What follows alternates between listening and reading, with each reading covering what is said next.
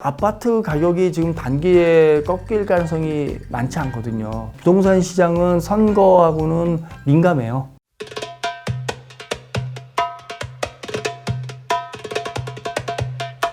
네, 안녕하십니까. 하나은행 부동산 자문센터 이동현 센터장입니다. 다양한 분야의 부동산 투자 또는 부동산 관리에 대해서 제가 상담해드리고 조언해드리고 있습니다. 제가 있는 하나은행 부동산 자문센터 같은 경우는요, 자산가들이 주 메인이다 보니까 여윳돈을 가지고 상가나 꼬마 빌딩이라고 하죠. 그런 부분에 대해서 많은 관심들을 가지고 있고요. 여러 가지 매물에 대한 분석이라든지 또는 상권 분석, 다양한 이쪽 분야에 대한 그 관심사를 저한테 자문해 오시고요. 최근에 재건축의 이슈가 있으니 이것들 가지고 좀 더 가느냐. 아무래도 좀 집이 또 두 채 이상 있는 분들이 있거든요. 자녀에 대한 증여에 대한 그런 이슈로 갈 수가 있습니다.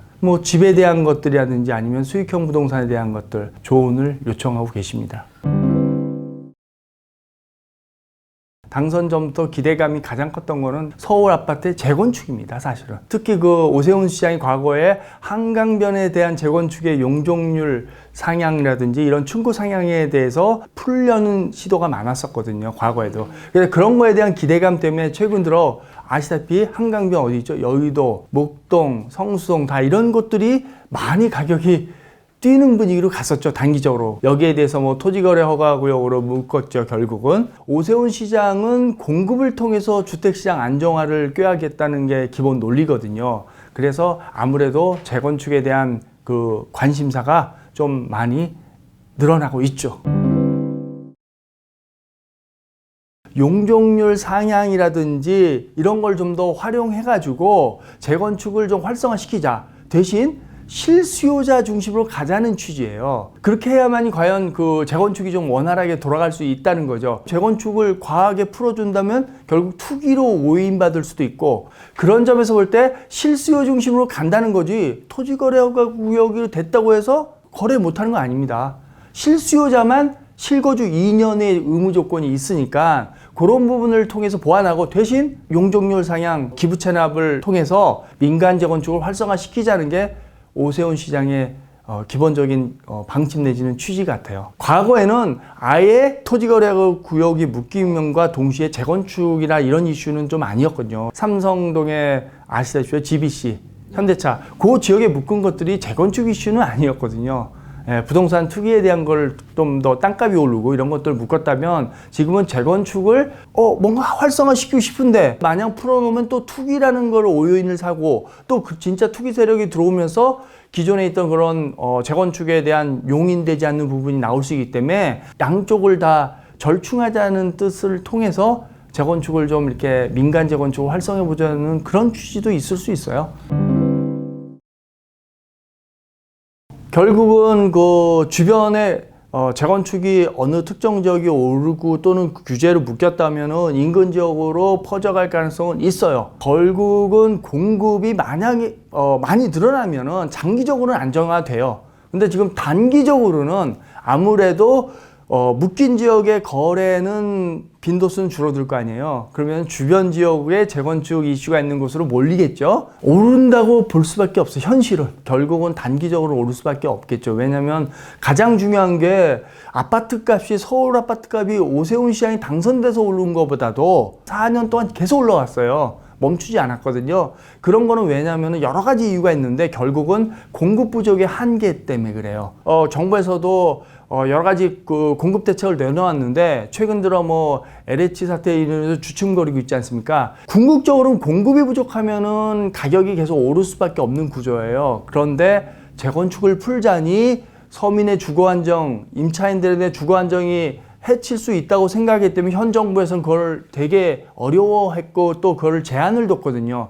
반면에 지금 오세훈 시장의 관점은 결국은 공급을 확 늘릴 방법은 재건축을 통해서 용적률 상향하고 민간 재건축을 활성화시키겠다는 거거든요. 재건축을 좀 완화시켜 풀고, 그러다 보니 기존의 재건축 아파트들이 오히려 신축 아파트보다 가격이 잘 안 올랐어요. 왜? 재건축 규제를 통해서 사실상 재건축이 어렵게 됐기 때문에 재건축이 가장 혜택을 많이 보는 것 같아요. 그래서 좀 오를 거라는 기대감이 있다 보니까 전반적으로 투자가 좀 활성화되고 서울에 있는 핫한 거 오세훈 시장 이후에 목동이라든지 말씀드렸던 여의도, 그다음에 성수, 그다음에 상계 이런 걸 묶어버렸잖아요. 이렇게 묶은 이유도 투기로 확산되는 것은 좀 조심스러워하는 거죠.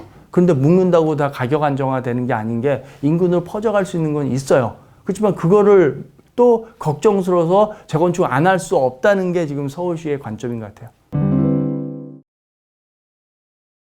결국은 재건축을 공공으로 하느냐, 공공성 재개발이 좀 가능성이 좀 있어요. 왜냐하면 인프라가 안 거쳐준 소위 말하는 달동네가 재개발하는 거기 때문에 아마 공공성, 공익성 성격이 좀 갈 수 있는데 재건축은 조금 달라요. 이미 기반시설이 갖춘 곳에서 주로 강남이 많죠. 그래서 그런 곳에서 공공성을 하자니 그 기존에 있는 조합원들이 사업성이 안 나온다는 거죠. 왜냐하면 더 많은 기부 채납과 더 많은 여러 가지 그 반대적인 그 제공해야 될 반대급부가 많다 보니 수익성이 떨어진다고 보는 거예요. 그래서 민간 재건축을 활성화해야만이 공급이 많이 늘어난다. 이 얘기는 뭐냐면 결국 조합원들이 공공 재건축으로 안 갈 수 있거든요. 가고 싶지 않은 사람도 분명히 있을 거예요. 그런데 상대적으로 민간 재건축하면은 아무래도 사업성이라든지 여러 가지 수익성을 볼 수 있기 때문에 좀 더 많은 관심사 조합원들이 좀 가능성이 좀 하겠다는 의지가 좀 커 보이지 않을까요? 서울 집값 재건축 재개발이 활성화돼서 가격을 올린 것도 있지만 공급 부족으로 계속 올라요. 재개발 재건축을 차라리 완전히 활성화시키고 일정 부분은 당연히 여러 가지 우리가 말하는 불로소득이란 말이 나오니까 그 부분에 대해서 민간 임대주택 아니면 공공 임대주택 이런 걸 좀 주택수를 좀 늘려주더라도 어쨌든 간에 결국은 활성화는 시켜야 되지. 40년 50년 막 이렇게 노후화된 흔한 말로 해서 녹물 나오고 살기 힘든 아파트를 계속 쓰라는 것도 문제예요. 세입자 입장에서도 주거 환경이 안 좋은 거거든요. 새 아파트를 많이 늘려서 차라리 가격을 시장 경제에서 어느 정도 소화시킬 수 있으면 자연적으로 집이 많으면 집값이 떨어질 수 있거든요. 그거를 결국 기대하고 장기적 관점에서는 그렇게 추진하는 게 맞는 거죠. 시장도 그렇고 코로나도 있고 하니까 천천히 집을 하면 집값 폭락할 때가 오지 않냐 이렇게 말하시는 분은 있지만 저는 현실성이 없다고 보는 게 앞선에 말했듯이 주택의 수요는 항상 있어요. 왜 항상 있냐? 기본적으로 새 아파트의 수요가 있거든요. 노후화된 아파트에 살 수 없잖아요. 무너져 있는 집에 살 수 없듯이. 그럼 결국 재건축, 재개발이라는 게 그 대안인데 현실적으로 지금 서울에 택지 공급하기 어렵지 않습니까? 서울 안에. 그럼 뭐죠? 공급이 부족하다는 거예요. 실제로 지금 여러 가지 그런 자료를 보더라도 2, 3년 내, 단기 3년 내에 주택이 많이 줄어들게 되어 있어요. 결국은 가격이 오를 수밖에 없죠. 왜? 새 아파트가 나오면 자꾸 사람들이 몰리니까 가격 올리면 기존 아파트도 따라가는 효과가 나타나거든요. 결국은 공급밖에 없어요. 그러면 어떻게 되냐? 집이 없는 분들은 제가 보기에는 내 집 마련 물론 기다렸다 살 수 있지만 정부에서 이번에 다행스러운 게 무주택자에 한해서는 대출 규제도 좀 풀겠다. 이거는 저는 호재라고 봐요. 그래 무주택자는 대출이 풀고 여러 가지 좋은 조건이 됐을 때 지금이라도 사놓는 게 좋다. 다만 다주택자들은 여러 가지 지금 종부세에 대한 이슈도 있고 지금 공시가격 급등 막 이런 말도 나오고 있는데 굳이 다주택자들이 지금 집을 2개 가진 3개 사고 4개 사고 저는 그거는 주택을 너무 좀 투기로 하는 것도 좀 좋아하지 않거든요. 저는 무주택자들은 집을 지금이라도 살 여건이 되시거나 좀 준비가 좀 되신 분들은 저는 첫 번째는 청약시장이 하는 게 좋지만 청약이 어렵지 않아요. 현실적으로 내 수준에 조금 부담이 안 가는 수준에서 대출을 활용하신 다음에 집을 지금이라도 사시는 것도 괜찮을 것 같습니다. 큰 틀에서 제가 딱 말씀드릴 수 있는 게 시장을 장기로 봐야 되거든요. 내 집만 하면. 자, 우리나라에 변화가 몇 가지 있어요. 장기적으로 3가지가 있는데 첫 번째는 인구가 급감한다고 하죠. 두 번째는 가구가 쪼개지고 있어요. 1인 가구, 2인 가구 대세요. 세 번째는 여기가 도시 집중화는 더 심화되고 있어요. 서울은 여전히 수요가 많을 거라는 거죠. 서울에 아파트를 사시면은 무주택자라면은 일단은 첫 번째는 저는 중대형 아파트는 별로 권하고 싶지 않아요. 1인 가구, 2인 가구가 늘어나고 있고 인구의 절반이 이미 넘어선 상태에서 25평 아파트 좋고요. 네. 아니면은 33평 아파트 요 정도가 상한선 같아요. 작은 아파트를 대신 살 곳은 서울 어디에도 좋은데 내가 좀 여력 있으면 뭐 강남 사는 되고, 여력이 좀 부족하면은 다른 지역 기타 강남 외 비강남 지역 사도 돼요. 대신 역세권을 꼭 사라. 다른 거 다 필요 없습니다. 소형 아파트, 중소형으로 가면 갈수록 제일 중요한 여러 가지 변수가 있어요. 학군, 뭐 학원, 뭐 생활환경 다 맞는데 첫 번째 넘버원이 역세권 아파트입니다. 역세권 아파트에 중소형 아파트를 잡으면은 무주택자들의 그런 실패 가능성은 별로 없어요. 왜? 기본적으로 서울은 웬만하면 인프라나 생활환경이나 학교들은 다 갖춰져 있다고 봐요. 첫 번째, 두 번째, 세 번째, 서울의 소형 역세권 아파트로 가시면은 거의 실패는 없을 거예요. 서울에서 말씀하신 대로 영등포, 저 북쪽에 뭐 구로, 금천, 이쪽에 뭐 도봉 뭐 이런 게 있는데 잘 생각해 보면 이들 지역은 과거에 인기 없던 지역이었어요. 그 얘기 뭐냐면 상대적으로 아파트 값이 서울 내에서 안 올랐던 지역이고 덜 올랐던 지역이에요. 거기에 투자를 집을 마련하던 상대적으로 아직은 좀 가볍잖아요. 금액대로 보면은 같은 30평대라도 완전히 틀리잖아요. 강남과 그쪽 지역은 뭐 몇 배의 차가 날 수 있거든요. 그러면은 그쪽 지역들은 상대적으로 개발이 안 됐기 때문에 인프라가 안 갖췄기 때문에 사람들이 덜 가는 지역이 있을 수도 있고, 상대적으로 땅이나 아파트 지을 수 있는 여지가 좀 많을 거 아니에요. 정부에서 그쪽에 집중할 수 있는 관심을 둘 수가 있겠죠. 그러면 어떻게 돼요? 거기도 많이 개발되면서 낙후된 지역 개발과 함께 아파트, 새 아파트가 들어온다는 거는 정부 입장에서도 잘 맞는 거고요. 또 기존에 있는 우리 그 무주택자라든지 아파트 관심 있는 사람 입장, 실수요자 중심이라면 그들 지역에서도 아파트 수요는 있는 거죠. 새 아파트가 들어서고 좋은 인프라가 갖춰져 있다면 결국 인프라 차예요. 인프라가 좋은 곳이 강남이기 때문에 몰리는 거고요. 그게 안 되기 때문에 그쪽에 안 가는데 이제 그쪽에도 인프라가 갖춰진다면 많이 좀 평준화가 되겠죠.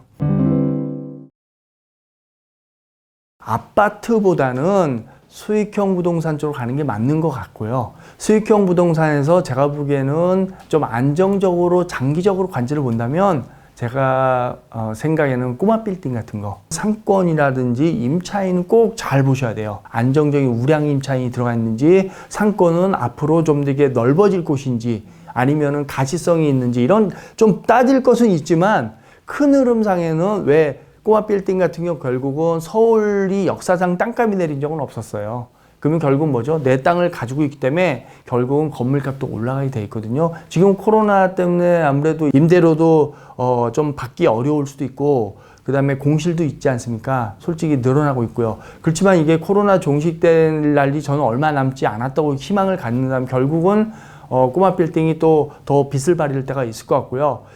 아무래도 이쪽이 그래도 그 상가나 사무실이 들어갈 수 있는 자리이기 때문에, 그런 대상이기 때문에 집보다는 투기라는 거에서도 좀 벗어나 있는 것 같고요. 왜? 생산적인 활동을 하는 것이지 않습니까? 집은 거주니까 궁극적으로는 이쪽으로 좀 더 쏠려야 되지 않을까. 정부가 지금 뭐 어쨌든 간에 다주택자에 대한 규제는 지금 계속 강화시킬 수 있어요. 그 대출이라든지 규제 완화시키겠다는 것도 여러 가지 혜택 주겠다는 거는 무주택자를 대상으로 하는, 집을 갖고 싶다는 그런 사람들을 대상으로 한 거지, 집이 있고 여러 가지 집을 투기 수단으로 갖는 사람한테는 장기적으로도 뭐 허용하지는 않는 분위기거든요.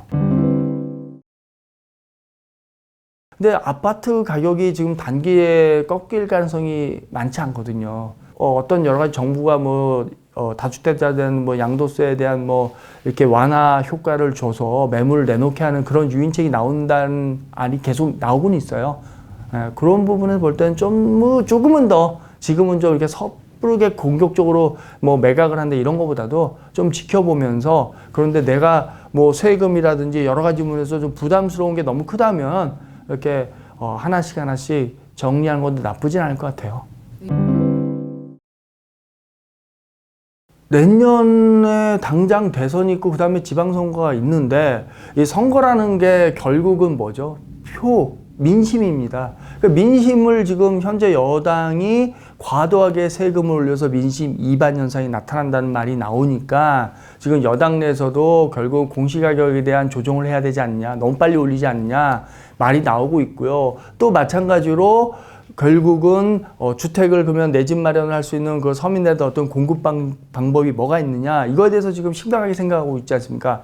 더 강하게 빠르게 규제하는 것들은 반대로 좀 시간적 템포를 갖고 또는 좀 덜 강하게 이렇게 해서 완화시키려는 지금 기조가 보이지 않습니까? 다만 이제 기본적인 정부 정책이 어찌됐든 간에 뭐 부동산의 투기를 용납하지 않고 또 서민의 주거 안정을 우선한다는 게 정책 기조는 안 바뀔 것 같아요. 그렇지만은 급격하게 해서 정말 보통 사람들이 할 수 있는 일반 국민들도 조세에 대한 저항이 크면 안 되니까 그 부분에 대해서 지금 좀 완급 조절하는 거하고 무주택자들이 집 살 수 있는 걸 원천 봉쇄하다시피 해버린 개념이 돼버렸어요. 9억 원 초과되지 않는 아파트가 어디 있어요, 서울에. 웬만하면 지금 다 초과돼 버렸잖아요. 그럼 결국 대출이 어려우면 사실상 집을 못 사잖아요. 그래서 그런 부분에 대해서는 좀 이렇게 많이 좀 조정을 해주지 않을까 이런 생각이 지금 보고 실제로 지금 그런 움직임이 좀 보이지 않습니까? 선거 따라서 또 크게 움직이는 게 바로 뭐 토지 시장이거든요. 이 토지 시장은 개발에 대한 이슈를 지역 공약으로 지방자치선 특히 지방자치 선거에서는 그런 게 아주 뚜렷이 나타나요. 그래서 그런 부분에 대해서는 조금 아무래도 시장이 좀 약간 좀 달아올 수 있는 여지는 있을 것 같아요.